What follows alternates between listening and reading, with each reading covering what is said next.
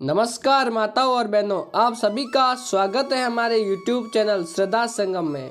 आज मैं आपके लिए कार्तिक मास की पीपल पतवार की कहानी लेकर आया हूँ। एक समय की बात है, किसी गांव में एक गुर्जरी रहती थी। उसका पति और बेटा गांव के बाहर कमाने गए हुए थे। घर में गुर्जरी और उसकी बहू रहते थे। उसके पास एक गाय थी। सास ने एक दिन बहू से कहा कि जाओ और ये दूध और दही बेच कर आओ। बहू इससे पहले कभी भी घर के बाहर ऐसे कुछ बेचने नहीं गई थी, लेकिन सास को कैसे मना करे। दूध और दही लेकर वो बेचने चली गई। रास्ते में उसने देखा कि कार्तिक मास में औरतें पीपल को जल चढ़ाने आई है। उन्हें देखकर वह उनके पास गई और उनसे पूछने लगी कि यह तुम क्या कर रही हो।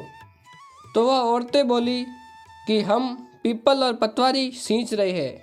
बहू को कार्तिक मास के बारे में कुछ भी पता नहीं था। उसने यह पहली बार देखा था। उसने पूछा, ऐसा करने से क्या होता है?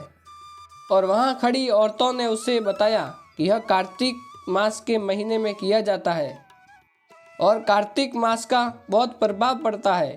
पूरे कार्तिक मास में पीपल पतवारी को जल चढ़ाने से अन्न, धन और सौभाग्य की प्राप्ति होती है। अगर किसी का पति वर्षों से बिछड़ा हुआ हो तो वो भी वापस मिल जाता है। यह सब सुनकर बहू बोली कि तुम जो पीपल को जल चढ़ा रही हो वही मैं दूध दही चढ़ाऊंगी। अब बहू सच्चे मन से रोज आती और सारा दूध और दही पीपल और पतवारी को चढ़ा जाती और थोड़ी देर उन औरतों के पास बैठती और कार्तिक मास का महत्व के बारे में सुनती और कार्तिक मास की कहानी भी सुनती। और उधर उसकी सास सोचती कि बहू दूध और दही बेचने के लिए बहुत दूर गई होगी, इसीलिए उसे आने में देरी हो रही है। अब सास बहू से पैसे मांगने लगी तो बहू बोली कि सासू माँ, सेठ जी महीना ख़त्म होने पर हिसाब करेंगे, तब मैं सारा पैसा लाकर आपको दे दूंगी। कार्तिक का महीना पूरा हुआ और कार्तिक पूर्णिमा आई तो अब बहू को डर लगने लगा कि अब वो क्या करे। अगर उसकी सास को पैसे नहीं मिले तो वो बहुत नाराज़ हो जाएगी। बहू गई और पीपल के पास बैठ गई और ज़ोर ज़ोर से रोने लगी। और पीपल ने उससे पूछा कि तू यहाँ क्यों बैठी है और क्यों रो रही है? मेरी सास दूध दही के पैसे मांग रही है। पीपल देव बोले, मेरे पास पैसे तो नहीं है, लेकिन ये पत्थर, डालियाँ और पत्ते हैं, ये सब ले जाकर अपने गुल्लक में रख दे। बहू ने ऐसा ही किया। उसकी सास ने पूछा कि बहू पैसे ले आई? तो वह बोली कि हाँ सासू माँ, मैंने पैसे लाकर गुल्लक में रख दिए हैं। जैसे ही सास ने गुल्लक खोला तो वह देखते ही चौंक गई और उसकी आंखें फटी की फटी रह गई।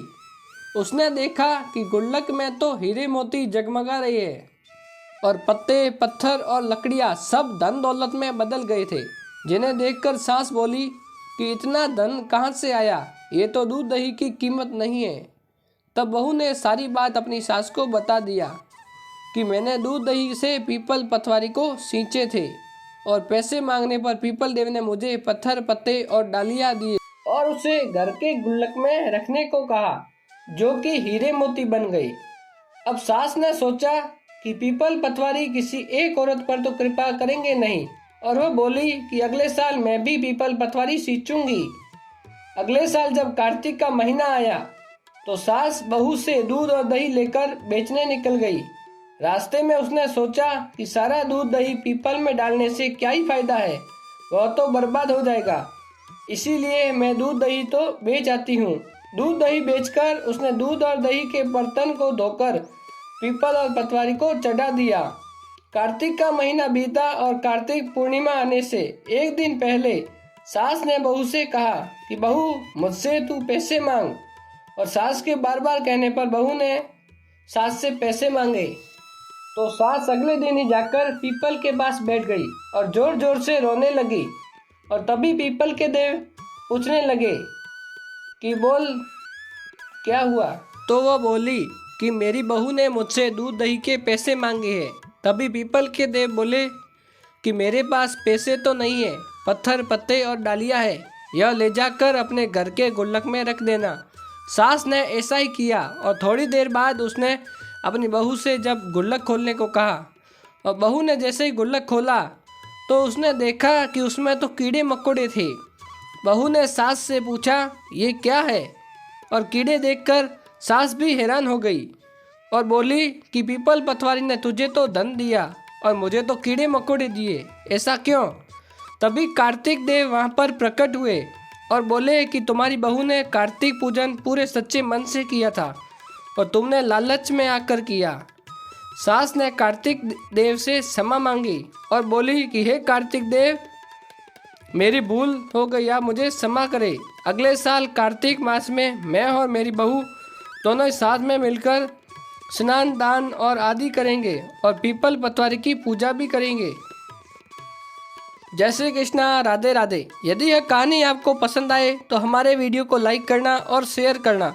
ऐसे ही कहानियाँ सुनने के लिए हमारे चैनल श्रद्धा संगम को सब्सक्राइब जरूर कीजिएगा।